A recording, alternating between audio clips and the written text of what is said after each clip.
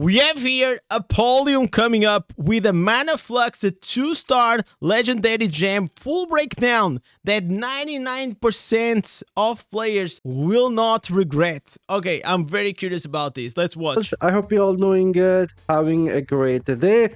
I keep seeing this 1% player out there defending the Mana Flux and saying it is what using in PvP and PvE.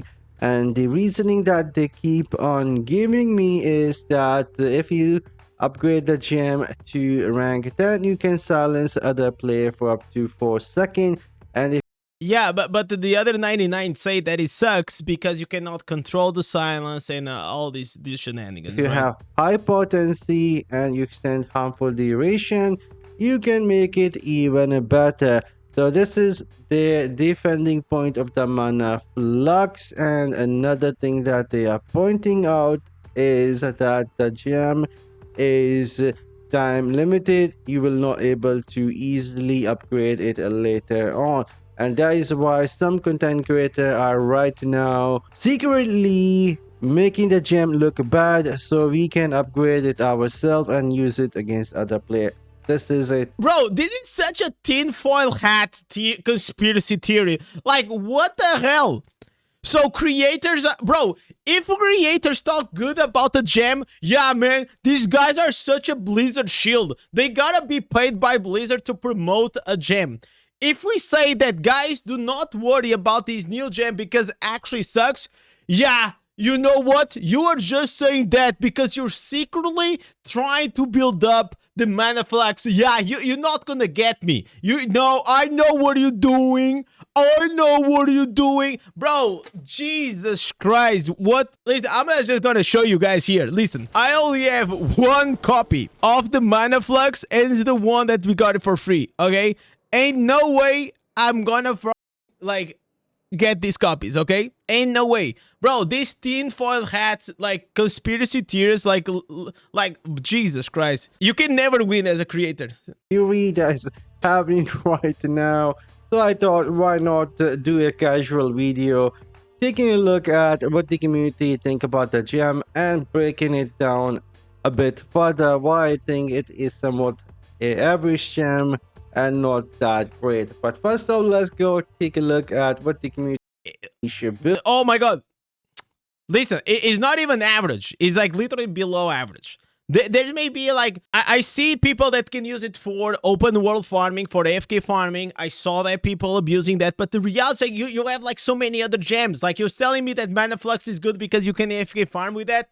Like that doesn't make any sense. What the community think about the gem and breaking it down a bit further, why I think it is somewhat an average gem and not that great. But first off, let's go take a look at what the community think about the Mana Flux. How are people finding the Mana Flux gem? Is it worth it? And the first dude here is saying, no dots, guy in my warband has it at rank 9 already and he regrets. Honestly, if he already has like so early at rank 9, most likely is a spender and probably is like, if you want to be a collector and you have the resources and you have the money to just have it like for your collection, yeah, like you're just a collector, you want to have all the gems and that's completely fine. But besides that, if you're like a low spender, a free to play, or like just a casual dude, please do not waste your resources on it. Upgrading the gem. Have it at rank 9 is the sub-optimal farming gem for people who think Rag is cool and like seeing him pop up to nuke a pack. Absolutely not worth it considering the plethora of incredible gems we have in the game already. And another person here saying no. Does it ever do anything? Trigger either a burn or a toxic puddle, cool visual effect, poor everything. Okay, so I want to see his opinion. I don't want him to read the comments. But definitely I'm going to try and break it down a bit more and have some fun doing it. So first off, I have written some stuff here. Okay. Mana Flux is going to be a 2-star legendary gem and we will be doing the overview. Generate 10 mana over 20 seconds. Basically 20 seconds. Is a cooldown. Cooldown. It happen automatically.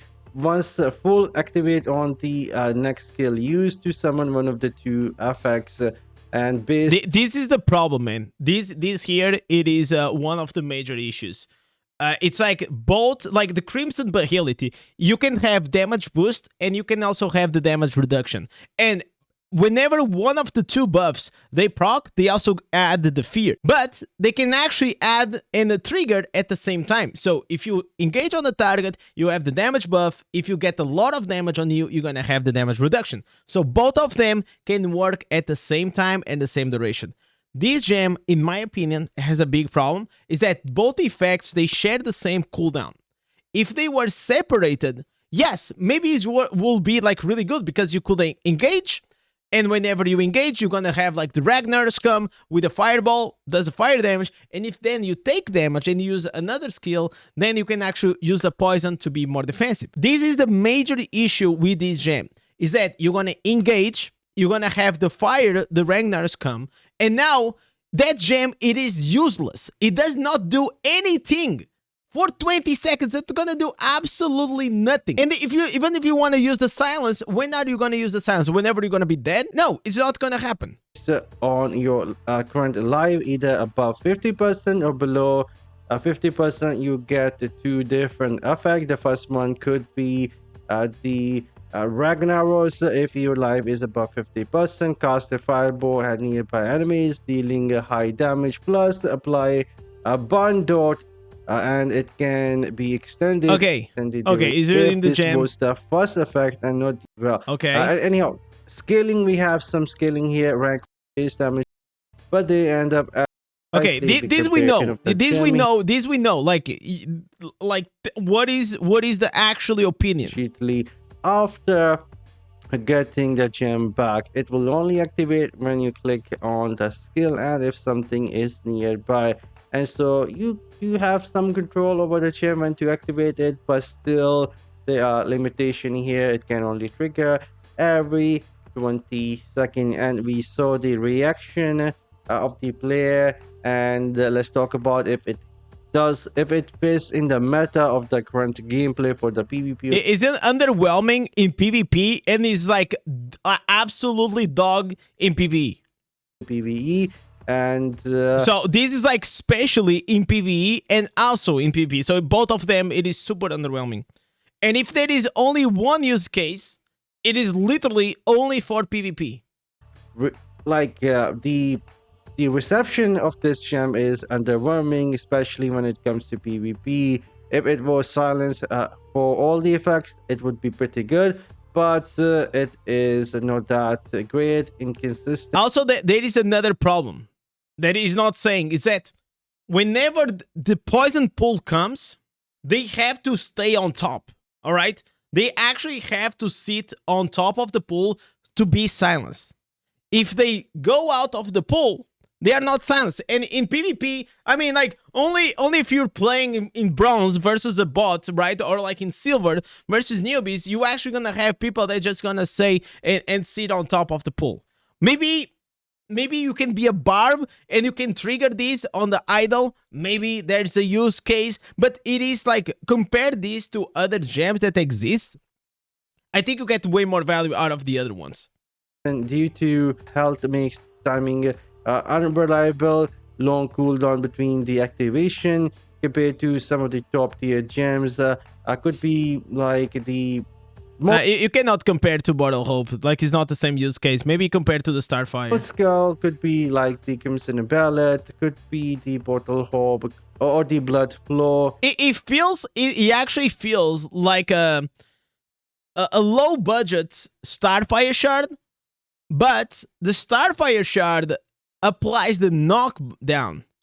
The knockdown, it is so powerful in PvP and it's so annoying. Is the only reason why you even take the Starfire shard, because otherwise it will suck. If it was just like meteors and just applies burn on the floor, like the same way as the Ragnar's goes there and punches the floor, then you will actually be a bad gem. But because it does the knockdown and everyone just you know, then it's still good. The Colossus engine, Starfire shard, it's just decent gem. and not currently a meta defining gem, at least in my opinion, but interesting for some niche build. If you trying to come up with some niche build, putting everything that is gonna give you some sort of effect, then yes, this gem could be a Okay, casual final one. thought. And let me know in the among one Bro, to defending. listen, Apollyon. I'm gonna tell you this as a viewer. All right, I would like to know your actually opinion.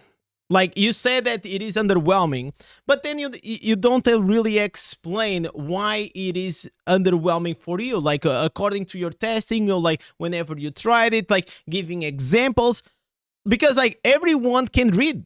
Like I can literally just go into the game, and I can also read the description, right? So reading the description of a gem is actually not adding a lot of value to understand why does the gem it is good or why does the gem it is bad. So if you make a full breakdown, in my opinion, hey, I would add something extra that people cannot get just from reading it. And it's not like the first video that I watched that I click on it because I'm expecting to see his opinion about the subject, but then is all about just reading others people's opinions. Then why you are creating, trying to voice your opinion whenever you understand, like people are watching your video because they are curious. I am genuinely I am curious to know your opinion and the breakdown. But the full breakdown is not my full breakdown. It's just a breakdown of the gem, but there's no opinion. So this is just like some constructive feedback that I feel like will make like the video so much better, because people, I think they click because they like your videos and they would like to know your opinion the same way as I did. Either way, I always appreciate Apollyon. He still does like some good content, but I felt clickbaited, boys. I felt like slightly clickbaited. Let me go here. Drop a like in the sub, guys, if you still didn't.